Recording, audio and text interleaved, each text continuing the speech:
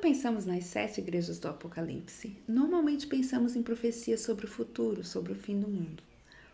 Mas você já parou para pensar que foram cartas escritas e enviadas para pessoas reais naquele momento, naquele período histórico? Algumas abordagens vão dizer que cada igreja representava um período histórico da cristandade. Mas eu não quero trabalhar essa abordagem com você aqui. Na verdade, eu quero convidar você a viajar para a Ásia Menor e encontrar aquelas igrejas quando essa carta foi escrita. Ou seja, o que elas estavam vivendo, quais os desafios que elas estavam passando, o que aquelas pessoas que receberam essas cartas no primeiro momento entenderam ou perceberam. Como Jesus se apresenta para elas no momento de dificuldade delas e por que ele escolhe essa forma de apresentação. Então, na verdade, eu quero fazer aqui com você uma série de 7 vídeos sobre as 7 igrejas da Ásia.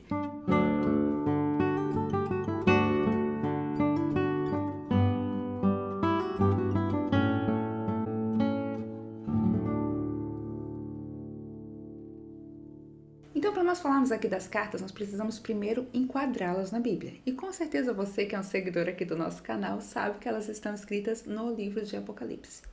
Mas se você é novo aqui no canal, então eu vou fazer uma rápida, bem rápida abordagem aqui só para a gente situar Apocalipse.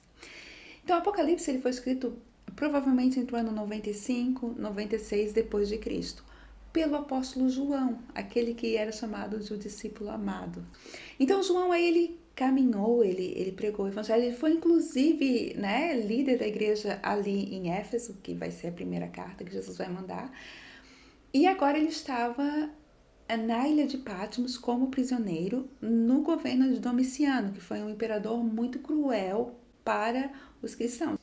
E ali estava João e ele então recebe essa revelação maravilhosa, né, do fim dos tempos. Eu quero te desafiar um pouquinho para perceber que antes do Apocalipse ser um livro escrito para nós, foi um livro escrito para eles. Então, o que é que aqueles cristãos sentiram ou perceberam quando eles que estavam sob uma perseguição intensa receberam a carta, o livro de Apocalipse?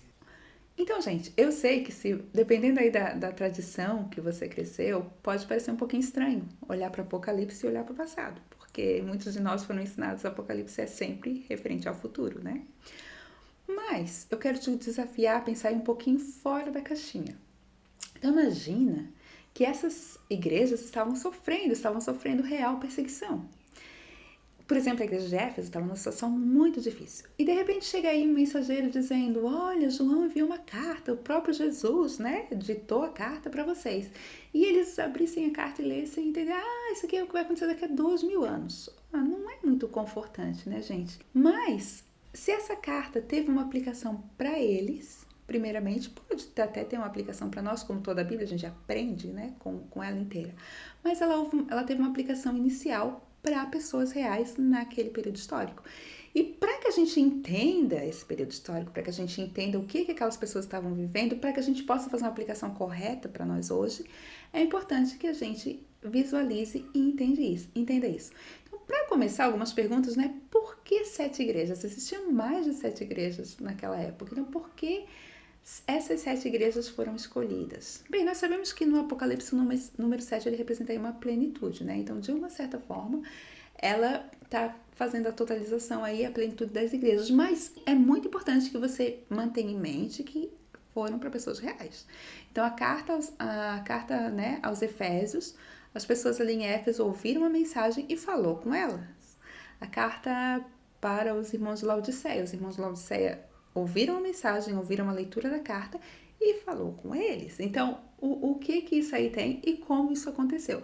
Eu acho que vai ser um desafio muito legal a gente caminhar por isso. E se você tiver alguma ideia específica, se você tiver alguma questão específica, também já pode deixar aí que nós vamos tentar estar respondendo. Agora eu quero te mostrar aqui um mapa da Turquia, hoje é a Turquia, né? Que é onde estão as 7 cidades que receberam essa carta. Então, a ordem da escrita dessas cartas é exatamente a ordem do círculo postal. Ali existia, então, esse caminho postal, onde o correio da época, digamos assim, iria. E dá para ver por essa organização das cartas que elas foram feitas para circular. Então, o mensageiro entregaria a primeira carta e depois iria para a segunda igreja, para a terceira igreja, em ordem. E eu não sei você, mas eu acho isso fascinante.